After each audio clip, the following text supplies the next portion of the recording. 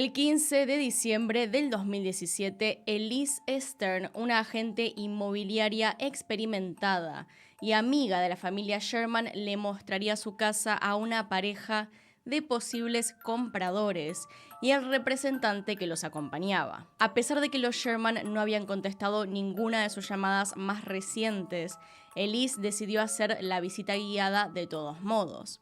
La parte trasera de la casa era una pileta al aire libre, la cual se encontraba cerrada en aquel entonces, ya que todavía no era temporada para meterse a nadar. Más allá, en el mismo patio, había una cancha de tenis rodeada por una valla. En un sótano debajo de la cancha de tenis había otra pileta que no se solía utilizar. El día anterior, una revista de Toronto, en Canadá, había publicado que la casa estaba en venta. El precio era de $6.9 millones. Aquel 15 de diciembre en la casa de los Sherman había 4 personas dando un paseo por el lugar y otras 2 que llegaron a las 8:30 de la mañana para limpiar y regar las plantas, como era costumbre todas las semanas. Lo único extraño que una de estas personas encontró, la empleada de limpieza, fue un celular sonando en uno de los toilets de la pareja.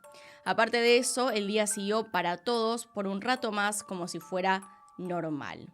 La pareja de posibles compradores dio vueltas por diferentes habitaciones de la casa hasta que Elise lo llevó hasta la habitación con pileta que se encontraba en el piso de abajo. Mientras ella entraba, todavía hablando acerca de las terminaciones de la casa y lo linda que era, miró hacia la pileta y se dio cuenta de algo. Mientras se percataba de lo que realmente estaba pasando, un escalofrío recorrió su cuerpo y alejó a los clientes del lugar para que no vieran la escena. Elise había encontrado los cuerpos sin vida de sus amigos, el matrimonio Sherman. Hola y bienvenidos a mi canal de YouTube. Una vez más, tenemos hoy un caso que sigue dando de qué hablar. Se trata de las misteriosas muertes de Barry y Honey Sherman.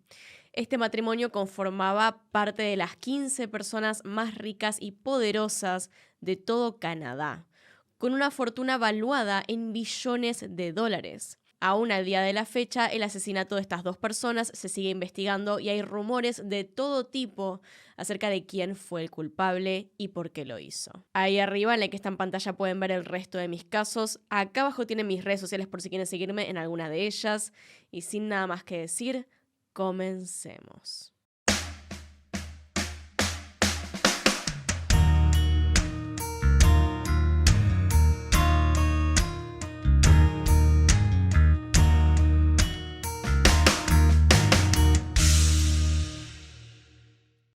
Bernard Charles Barry Sherman nació el 25 de febrero de 1942 en Toronto, Canadá. Era el único hijo de Herbert y Sarah Sherman. Su familia emigró de Europa durante la Segunda Guerra Mundial, ya que eran judíos y estaban siendo perseguidos. Barry tuvo que enfrentar momentos duros en su vida a muy corta edad, ya que cuando tenía 10 años su padre falleció de un paro cardíaco. Esto fue un golpe duro para Barry, pero gracias al apoyo de su madre y de su familia pudo salir adelante. Barry siempre fue descrito como una persona muy inteligente y aplicada. Al llegar a la secundaria se destacó como un verdadero genio, sobre todo en asignaturas como física, matemática y química. Participó y ganó en varios eventos como olimpiadas de matemática y concursos de física. Era tan destacado su desempeño que terminó la secundaria a la edad de 15 años. Y ya a los 16 estaba estudiando en la Universidad de Toronto la carrera de ingeniería, siendo uno de los estudiantes más jóvenes en la historia de esta universidad. La carrera universitaria de Barry fue realmente increíble. Se graduó de ingeniería a los pocos años y luego realizó toda clase de maestrías y doctorados en las universidades más prestigiosas de Canadá y los Estados Unidos. Mientras Barry avanzaba a pasos agigantados en su carrera universitaria, su tío, por parte de su madre, Louis Lloyd Winter, lo acogió siendo una especie de figura paterna luego de la muerte del padre de Barry. Louis era el dueño de una modesta farmacéutica llamada Empire Laboratories, pero con un gran potencial de crecimiento. Barry comenzó como cadete haciendo papeleríos, entregas y recolección de muestras, mientras poco a poco iba aprendiendo sobre la industria y el negocio de su tío. En 1965 suceden hechos trágicos, y es que tanto Louis, tío de Barry, como su esposa fallecieron en un lapso de 17 días. Louis de un aneurisma y la esposa de leucemia. Louis tenía 4 hijos: Paul, Jeffrey, Carrie y Dana, los cuales eran muy pequeños cuando quedaron huérfanos. Desafortunadamente, ninguno de ellos tenía la edad suficiente como para heredar y hacerse cargo de la empresa de su padre, así que la farmacéutica quedó a cargo de un apoderado hasta el año 1967, cuando Barry compra la empresa que le pertenecía a su tío. Es un poco más complicado que eso, pero ya hablaremos acerca de esta compra y el acuerdo que firmó Barry. Lo cierto es que bajo su dirección, Empire Laboratories comenzó a crecer de manera veloz. Fue una sorpresa entonces cuando Barry decidió venderla. Esto fue en 1969, tan solo 2 años después de comprarla. Aún así, él siguió metido en la industria farmacéutica y en 1974 fundó su propia empresa de drogas genéricas llamada Apotex. Para los que se preguntan qué es una empresa de drogas genéticas, son laboratorios que producen distintas drogas de manera genérica, es decir, no tienen marca. Un ejemplo de esto es el sildenafilo, un fármaco utilizado para tratar la hipertensión arterial pulmonar, que es popularmente conocido como Viagra, pero Viagra no es el nombre de la droga, sino la marca de ese laboratorio. Pero antes de continuar con la carrera empresarial de Barry, retomemos un poco de su vida personal. En su etapa en la Universidad de Toronto es cuando Barry conoció a Honey. Anna Debra Honey Rage de Sherman nació en 1948 en Austria. Era hija de supervivientes del Holocausto. Durante mucho tiempo, Barry y Honey estuvieron interesados en el otro, pero Barry era un verdadero adicto al trabajo, por lo que tardaron bastante en comenzar a salir y ponerse en pareja. Fue así que para el año 1971 finalmente se casaron. Juntos tuvieron 4 hijos: Jonathan, Lauren, Alexandra y Kailin. No hay mucha información acerca de cómo era la vida privada de la familia Sherman. Todo lo que se sabe es por sus apariciones públicas. No es ningún descubrimiento saber que la industria farmacéutica es una de las industrias que más rentabilidad y dinero genera a nivel mundial. Así que cuando Apotex comenzó a funcionar y a crecer vertiginosamente, no paró hasta convertirse en la empresa farmacéutica número 1 de Canadá. Esto terminó de posicionar a Barry como una de las personas más ricas y poderosas de este país. Ambos, sobre todo Honey, se convirtieron en filántropos y hacían donaciones a muchas causas, además de donar millones de dólares al año a distintas organizaciones judías. De hecho, eran miembros destacados de la comunidad judía de Canadá. Al ser una figura tan importante en el país y sobre todo de una industria altamente competitiva, como lo es la farmacéutica, Barry durante toda su vida se vio rodeado de disputas legales, enfrentamientos políticos, competencia feroz con otras farmacéuticas, rumores, denuncias y todo lo que se puedan imaginar. Para terminar de dar contexto, meses antes de los hechos, Barry y Honey estaban planeando mudarse de su lujosa casa a una zona menos céntrica y más alejada de la ciudad. Ahora sí, bajo este contexto, pasamos al día de los hechos.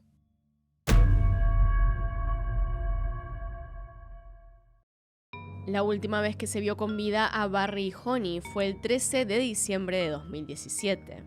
Ese día Honey fue a la oficina de Barry en la empresa y luego se fueron juntos a su casa. El último registro que se tiene de Barry fue un mail que mandó por la noche a sus empleados.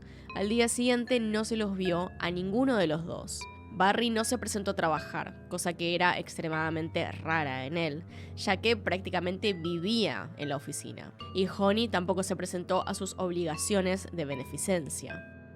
Como les conté antes, el 15 de diciembre del 2017, Elise Stern, amiga del matrimonio Sherman y agente inmobiliaria, le estaba dando una visita guiada a una pareja de posibles compradores, hasta que llegó a la pileta interna de la casa y se dio cuenta de que los Sherman se encontraban sin vida ahí. En lugar de llamar de inmediato a la policía, primero se excusó y sacó a los clientes de la casa, intentando no alarmarlos. Los calmó también porque no les gustó mucho la idea de irse tan temprano. Ya hecho eso, llamó a la empleada de limpieza para que fuera a comprobar si lo que había visto era real. La mujer fue hasta esta pileta y volvió choqueada, diciendo que tenían que llamar a la policía. Los Sherman se encontraban al lado de la pileta con cinturones alrededor de sus cuellos. Stern tenía también otra compañera que ese día no había ido a la casa. La llamó antes de comunicarse con la policía. Su compañera le dijo que llamara de inmediato a emergencias y ella por su cuenta decidió alertar a los hijos de los Sherman uno por uno acerca de lo que habían encontrado en la casa.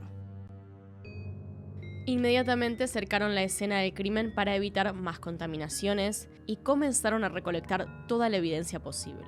La posición en la que se encontraban los cuerpos era bastante rara. Barry parecía estar como sentado en el borde de la pileta con las piernas cruzadas, mientras que Honey estaba acostada a su lado. No parecía haber evidencia de un tercero involucrado, no encontraron huellas ni ADN, tampoco signos de que alguien hubiera ingresado a la casa por la fuerza. Lamentablemente la casa no contaba con cámaras de seguridad, o más bien sí había, pero no funcionaban desde hacía años. Por lo tanto, no había ninguna clase de video que dijera qué pasó. Los resultados de la autopsia determinaron que la causa de muerte de ambos fue por asfixia con el cinturón que cada uno tenía en el cuello. Luego de estas primeras investigaciones, la policía comenzó a barajar la hipótesis de que podría haber sido un doble suicidio o un homicidio-suicidio, ya que no encontraban evidencia alguna de otra persona involucrada. Al oír estas hipótesis, los hijos de Barry y Honey negaron rotundamente la posibilidad de que sus padres se hayan suicidado o que alguno de los dos haya matado al otro y luego se haya quitado la vida. Es por esto que insistieron para que se haga una segunda autopsia. Esta segunda autopsia confirmó que tanto Barry como Honey habían sido asesinados, es decir, ninguno se quitó la vida. Como ya dijimos al principio, el caso se sigue investigando, por lo que la mayor parte de estas investigaciones no se hicieron públicas. Además de los investigadores estatales, es decir, la policía, los hijos de Barry y Honey contrataron investigadores privados. Lo cierto es que pareciera no haber muchos avances en las investigaciones en lo que fueron estos últimos 6 años, y la idea de quién pudo haber sido el asesino está lejos de resolverse. Antes de pasar a las teorías o hipótesis del caso, hay un detalle nuevo que surgió 2 años después de los hechos. En mayo del 2019, un explorador urbano entró a la casa de los Sherman antes de que fuera demolida. Esperó el momento justo para hacerlo, ya que antes de que se diera paso a la destrucción del hogar, se habían retirado las cámaras de seguridad y, sin que nadie pudiera descubrirlo, podía ingresar cuando quisiera a la casa. Revisó armarios, fotos, papeles y archivos, algunos de los cuales le parecieron potencial evidencia relacionada con el caso. Esta persona documentó sus hallazgos a través de fotos y videos, mostrando varios artículos, incluyendo una caja de medicamentos, muebles y recuerdos. 2 días después de su visita, la casa fue demolida. El explorador permaneció anónimo después de esto por miedo a lo importante que es el caso, y supuestamente jamás publicó las fotos. Se dijo que había publicado, al menos en su perfil, la historia en el foro Reddit. Pero más allá de eso, no se tienen otros datos que sean públicos. Todo lo que sé es esto. No logré encontrar más información acerca de quién es esta persona ni qué descubrió exactamente. Más tarde la casa finalmente se demolió. Pero todo esto entonces nos abre paso a las teorías.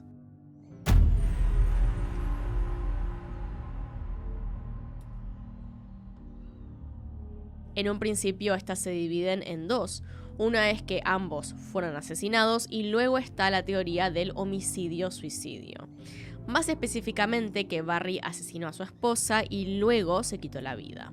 La teoría más probable o la que están investigando es la primera, que ambos fueron asesinados, ya que una de las autopsias informó esto.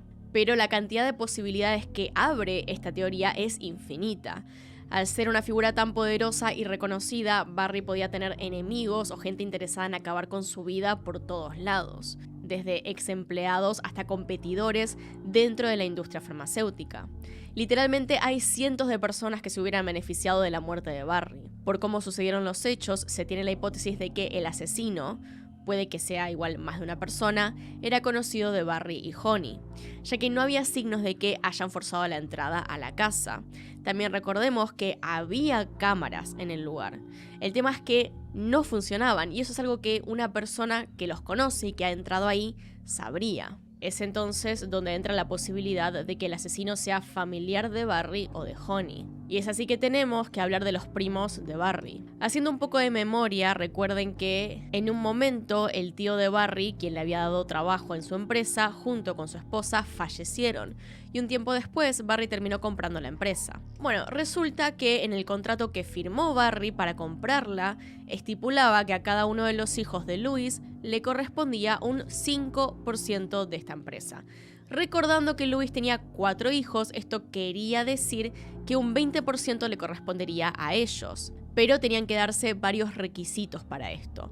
Uno de estos requisitos era que tenían que ser mayores de edad y ninguno en aquel momento tenía 18 años. También recordarán que 2 años después de comprarla, en pleno auge, sorpresivamente Barry la vendió. Haciendo esto, se ahorraba tener que darles el porcentaje a cada uno de sus primos. Además de que ninguno de ellos estaba al tanto de todo esto. Con el pasar de los años, ninguno de estos primos sabía del contrato que Barry había firmado. La mayoría de ellos perdió contacto con su primo y varios luego tuvieron problemas de adicción en su vida adulta.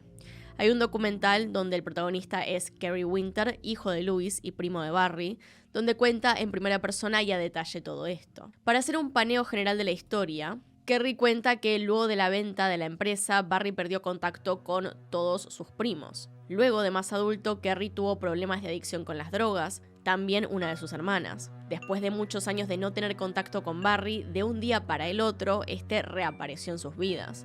Pasaron de no verse por años a que Barry se muestre muy interesado en ellos, y sobre todo en ayudarlos económicamente. La ayuda que les ofrecía Barry les comenzó a parecer un tanto sospechosa. Estamos hablando de millones de dólares que Barry destinaba a sus primos, la mayoría de ellos para que cada primo pudiera tener su propio emprendimiento. Emprendimientos que no funcionaban y que terminaban dando pérdidas, también de millones de dólares. Sin embargo, Barry seguía empeñado en ayudarlos. Desde el punto de vista de Kerry, todo esto era una estrategia de Barry para tenerlos a todos bajo control y que no se enteraran del contrato que Barry había firmado cuando compró la empresa de su padre. Finalmente, Kerry y sus hermanos terminaron enterándose de este contrato y llevaron a juicio a Barry, ya que entendían que los habían estafado. El juicio se terminó resolviendo a favor de Barry. Y los primos no solamente perdieron el juicio en sí, sino que también tenían que pagarle a Barry casi $1 millón. Entonces, acá nuevamente se abren dos posturas. Una es que los primos de Barry estuvieron involucrados en el asesinato a modo de venganza. Y después está la teoría dicha por el propio Kerry de que Barry asesinó a su propia esposa. Kerry cuenta que en más de una ocasión Barry le manifestó que no soportaba a su esposa y que quería matarla. Incluso cuenta que Barry llegó a decirle: "Seguro tú conoces a alguien que por dinero la pueda matar, consíguemelo". A lo que Kerry se negó rotundamente. Pero como dijimos, todo esto son solamente hipótesis, teorías. Todavía estamos lejos de que el caso se esclarezca. Aparte de que por obvias razones tampoco se puede confiar en todo lo que dicen familiares de Barry. 3 años después de los asesinatos, la policía reveló que había una persona de interés en el caso, es decir, un posible sospechoso del cual no hay realmente evidencia para inculpar. Pero no revelaron su identidad por miedo a lo que podría pasar. Podría intentar huir o eliminar evidencia. Este video es en esencia lo único que tenemos acerca de un posible sospechoso y de cómo se vería. Realmente lo único que se puede determinar con ese video de una posible persona involucrada en el crimen es que mide más de 1,70 m. No hay color de piel, tampoco peso, forma del pelo, color, algún rasgo, no hay nada. Para colmo, este video, como pueden ver, es en la nieve y lleva ropa que hace ver a la persona incluso más robusta, por lo cual no tenemos ninguna guía de cómo puede ser este individuo realmente. Además, al sacar este video, muchas personas en internet opinaron que no creían que un solo individuo pudiera hacer esto. Mucha gente piensa que en realidad fueron más de 2 personas. Pero como el caso se sigue investigando, es posible que en algún momento salgan más imágenes de cámara que puedan revelar algún otro dato de utilidad. Pero bueno, díganme qué opinan ustedes, si ya conocían este caso y cuáles son sus teorías o hipótesis con respecto a este tema. ¿Fue uno de sus primos? ¿Tal vez una discusión entre Barry y su esposa? ¿Qué habrá pasado? Hasta acá llegó el video entonces. Acá están los Patreons y los miembros del canal. Gracias por apoyarme a través de esas plataformas. Y sin nada más que decir, acá tienen un video nuevo, acá tienen un video recomendado. Se pueden suscribir haciendo clic en mi cara y nos vemos en otro video. Adiós.